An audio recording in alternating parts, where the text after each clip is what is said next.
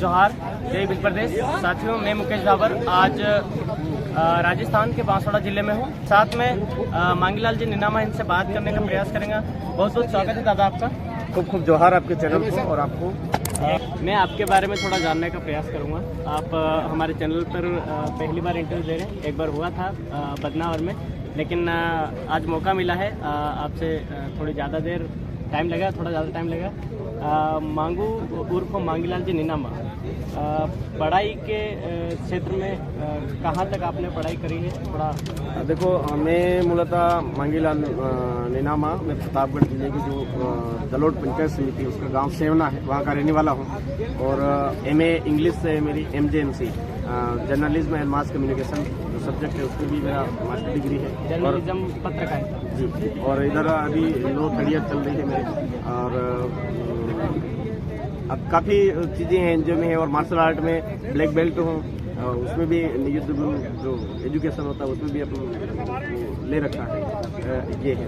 और फिलहाल अभी जो काम कर रहे हैं, इससे पहले भील प्रदेश मुक्ति मोर्चा जो 48 जिलों को लेकर के हमारी मुहिम चल रही है कि भील प्रदेश बनना चाहिए, उसको लेकर के मुझे राष्ट्रीय संयोजक की जिम्मेदारी थी। और फिलहाल प्रतापगढ़ विधानसभा की जनता ने मुझे विधानसभा चुनाव के अंदर उतारा कि नहीं, हमारा प्रतिनिधित्व आपको करना है और चुनाव लड़ना होगा। और 62,023 का मुझे बहुमत मिला है। और कांग्रेस से मतलब तीसरे स्थान पर रहा मैं, कांग्रेस से 400 वोट पीछे रहा।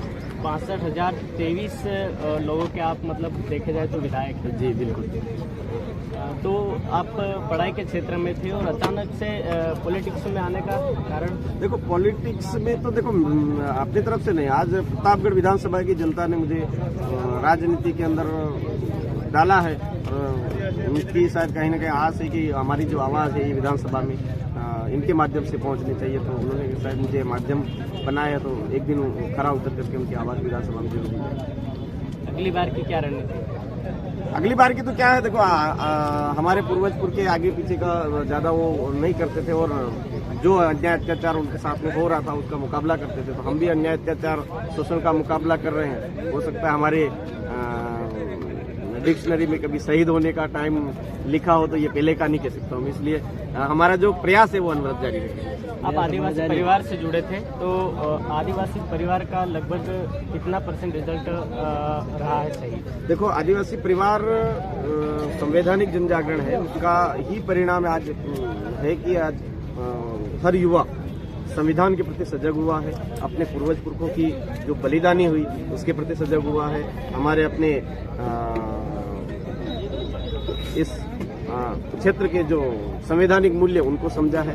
तो उनकी बदौलत ही आज देश का जो अनुसूचित क्षेत्र का भाग है, अनुसूचित क्षेत्र के भाग के जितने भी समुदाय हैं वो जागरूक हो रहे हैं और आगे बढ़ रहे हैं, अपने महापुरुषों को पहचान रहे हैं। तो आदिवासी परिवार संवैधानिक जन जागरण का जो परिणाम है वो अभी काफी पॉजिटिव मिल रहा है। तो अभी लोकसभा चुनाव आने वाले हैं, तो भारत आदिवासी पार्टी कहाँ पे अपने कैंडिडेट उतारेगी? देखो, धीरे धीरे हमारा अभी 10 सितंबर को पार्टी लॉन्च हुई है। धीरे धीरे हमारे जो संवैधानिक प्रावधान है, पार्टी के जो मूल उद्देश्य हैं, उन उद्देश्यों के बारे में पूरा भारत देश परिचित हो रहा है।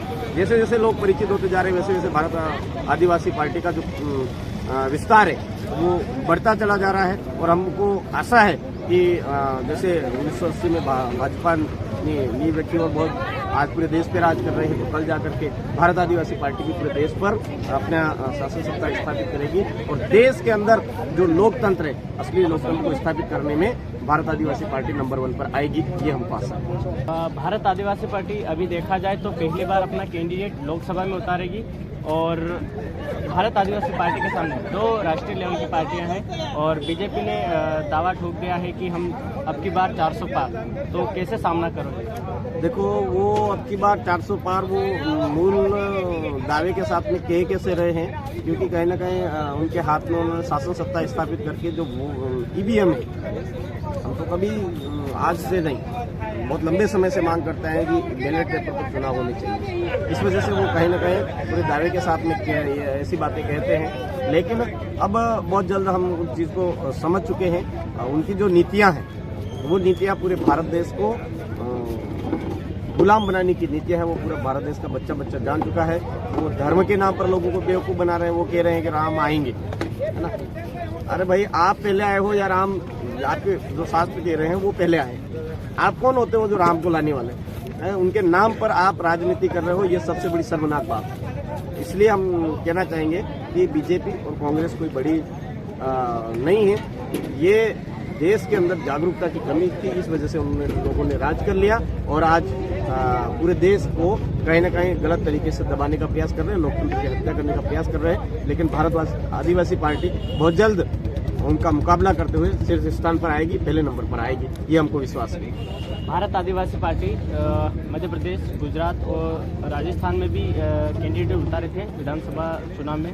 तो इस बार भारत आदिवासी पार्टी के क्या मुद्दे रहेंगे जनता के बीच? जनता के बीच में मुद्दे, एक मुद्दा हो तो मैं बताऊं भी, एक ही मुद्दा हो तो बताऊं। आज 77 साल हो गए देश के अंदर जो अनुसूचित क्षेत्र के अंदर आज हमने जो पहला जो तय किया है, उस अनुसूचित क्षेत्र के अंदर आप देख लो, लोग इंसान की जिंदगी जी नहीं रहे हैं, काट रहे हैं। जिंदगी जी नहीं रहे हैं, काट रहे हैं, और वो उसका जो मूल कारण है वो भाजपा और कांग्रेस है। इसलिए हम चाहते हैं कि हमारा जो लोकतंत्र है उस लोकतंत्र में मजबूती मिले, इसके लिए भारत आदिवासी पार्टी प्रयास करती है। ठीक है दादा, बहुत बहुत धन्यवाद आपका। आपके चैनल को भी खूब खूब जोहार। जय भीम, जय संविधान, जय भारत, आप सबकी जय। यह थे मांगीलाल जी निनामा और प्रतापगढ़ विधायक प्रत्याशी थे। आपने इनको सुना और आप इनके बारे में क्या सोचते हैं हमारे कमेंट्स बॉक्स में ज़रूर अपने राय दें। जोहार, जय भीम प्रदेश।